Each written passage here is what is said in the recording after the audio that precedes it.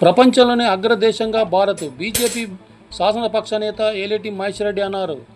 ప్రధాని నరేంద్ర మోడీ నాయకత్వంలో భారతదేశంలో ప్రపంచంలోనే అగ్రదేశంగా అభివృద్ధి చెందుతుందని బీజేపీ శాసనసభాపక్ష నేత ఏలేటి మహేశ్వరరెడ్డి అన్నారు. కేంద్రంలో బీజేపీ అధికారంలోకి వచ్చి 11 సంవత్సరాలైన సందర్భంగా బుధవారం మధ్యాహ్నం 12 గంటలకు స్థానిక స్వామి వివేకానంద మినీ స్టేడియంలో బీజేపీ నాయకులతో కలిసి మొక్కలు నాటిన బీజేపీ శాసనపక్ష నేత ఏలేటి మహేశ్వరరెడ్డి అనంతరం జగిత్యాల జిల్లా కేంద్రంలో ఏర్పాటు చేసిన కార్యక్రమానికి బీజేపీ పక్ష నేత ఏలేటి మహేశ్వరరెడ్డి ముఖ్య అతిథిగా పాల్గొన్నారు. సందర్భంగా ఆయన మాట్లాడుతూ ప్రధాని నరేంద్ర మోడీ నాయకత్వంలో భారతదేశం 4వ ఆర్థిక శక్తిగా మారనుందని తెలిపారు. ఓవైపు అభివృద్ధి సంక్షేమ పథకాలను అమలు చేస్తూనే దేశ భద్రతలో రాజీ లేకుండా రక్షణ వ్యవస్థను పటిష్టం చేస్తున్నారని అన్నారు. భారతదేశం వైపు ఏ శత్రు దేశం కూడా కన్నెత్తి చూసే సాహసం చేసే పరిస్థితి ప్రస్తుతం లేదని అన్నారు. దొంగచాటుగా వచ్చి హిందువులను ఊచకోత కోసిన పాకిస్తాన్కు ఆపరేషన్ సింధూర్ పేరుతో తగిన బుద్ధి చెప్పడం జరిగిందని అన్నారు. ఆపరేషన్ సింధూర్పై కొంతమంది కాంగ్రెస్ నేతలు మాట్లాడారని ఆయన తప్పుపట్టారు. కాంగ్రెస్ పాలన రోజుకొక చోట బాంబులు, దాడులు, హింసాకాండ చెలరేగాయని, పాకిస్తాన్ పేరిట తీవ్రవాదులు దేశంలో పెట్టిపోయి నిమ్మకు నీరెత్తినట్టు వ్యవహరించిన కాంగ్రెస్ నేడు విమర్శించడం సిగ్గుచేటని అన్నారు.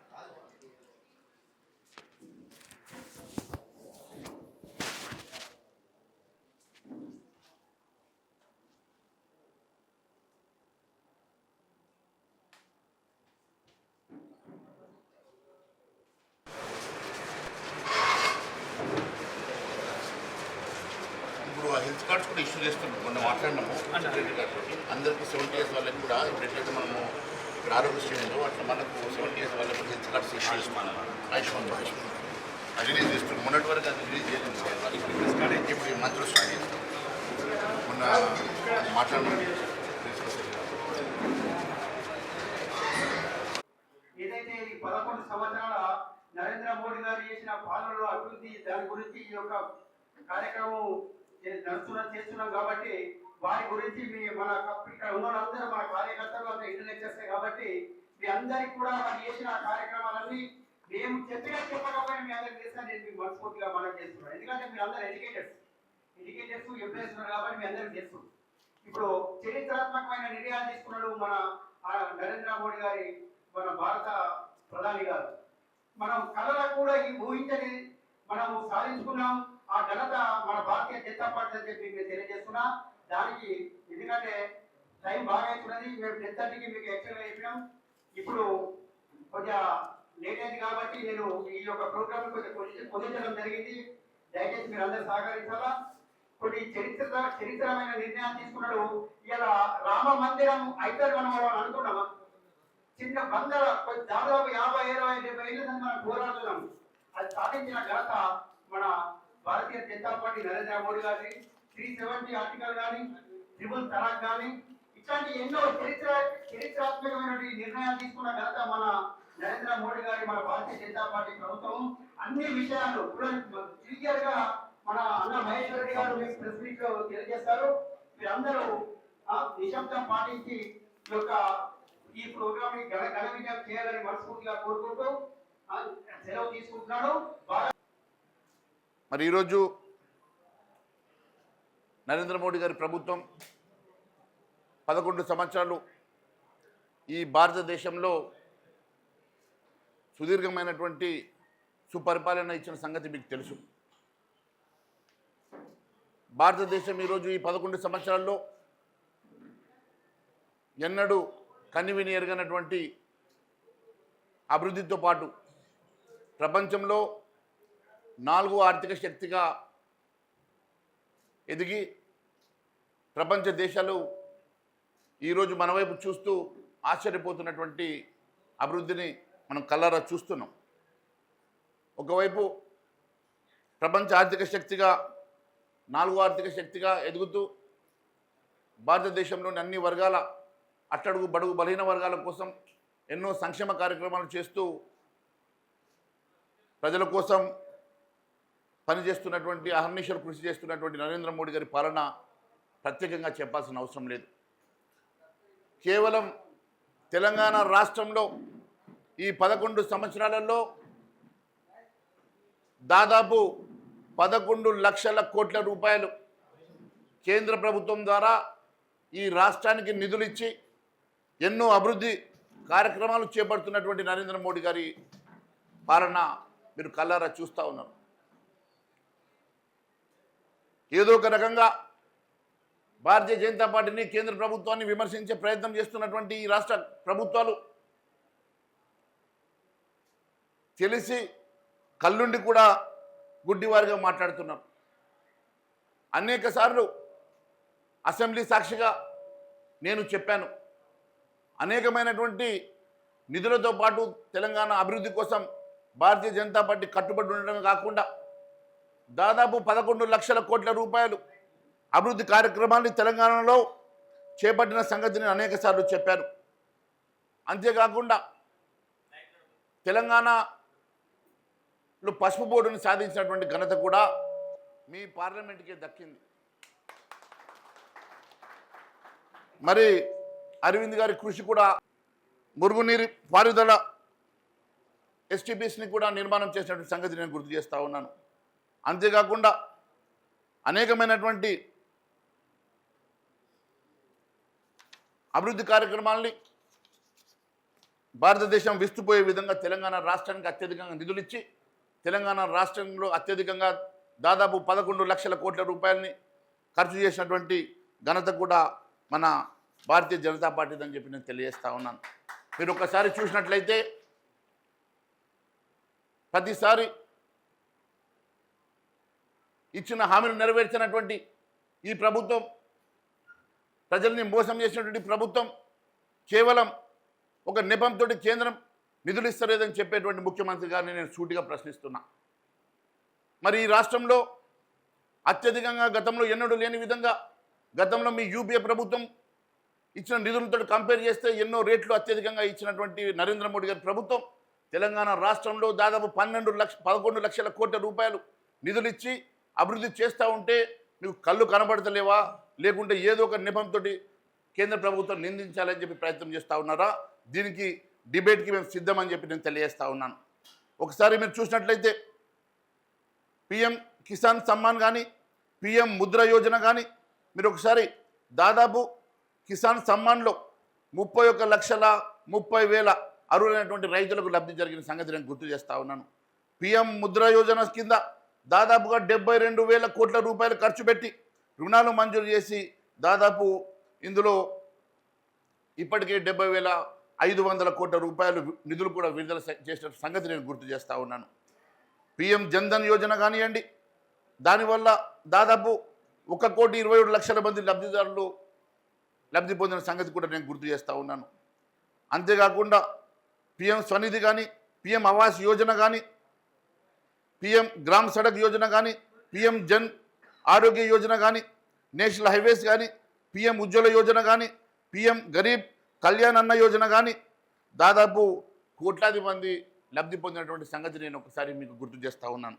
అంతేకాదు MNREGSలో ఈరోజు అత్యధికంగా నిధులు కేటాయించి మరి MNREGS ద్వారా గ్రామీణ ప్రాంతంలో అభివృద్ధి కోసం పాటుపడుతున్న సంగతి కూడా నేను మీకు గుర్తు చేస్తూ ఉన్నాను. స్వచ్ఛ భారత్ కానివ్వండి, మరి అనేకమైనటువంటి కార్యక్రమాలు మరి ఈరోజు కేంద్ర ప్రభుత్వం చేస్తున్న సంగతి నేను గుర్తు చేస్తూ ఉన్నాను. అంతేకాకుండా 11 సంవత్సరాల్లో కేంద్ర ప్రభుత్వం చేసినటువంటి అనేక కార్యక్రమాలు మొన్ననే విడుదల చేసినటువంటి ఈ పుస్తకంలో చాలా స్పష్టంగా మనం తెలియజేయడం జరిగింది.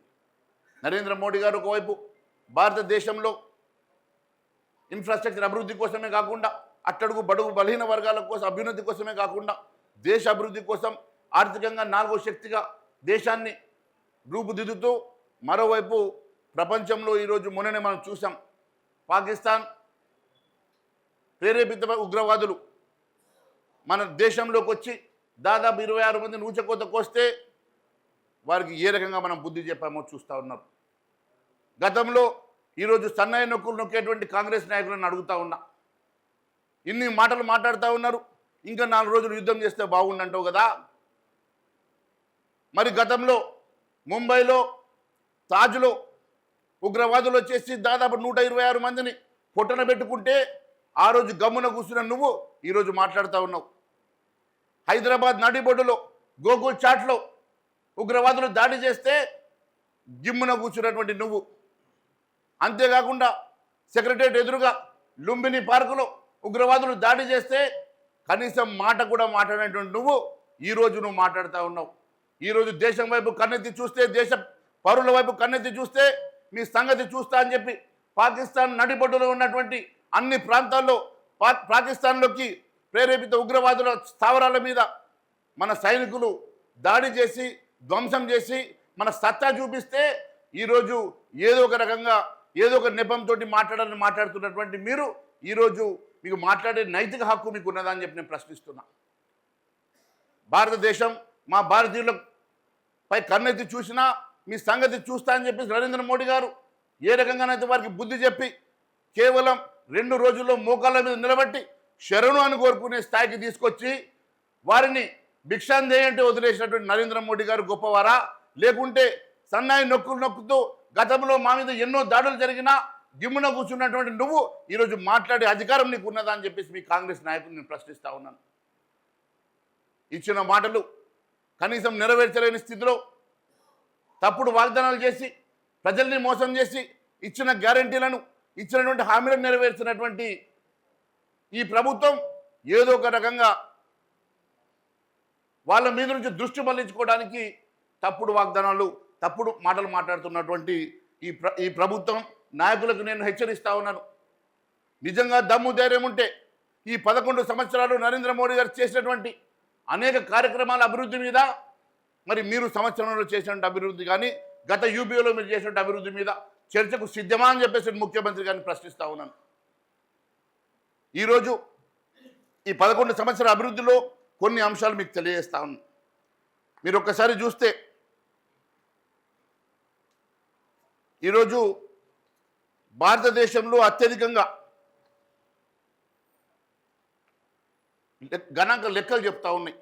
గతంలో రైతుల కోసం గత ప్రభుత్వం ఇచ్చినటువంటి బడ్జెట్లో 5 రేట్లు అంటే 500% అధికంగా అగ్రికల్చర్ బడ్జెట్ని ప్రవేశపెట్టిన ఘనత భారతీయ జనతా పార్టీ అని తెలియజేస్తా ఉన్నాను.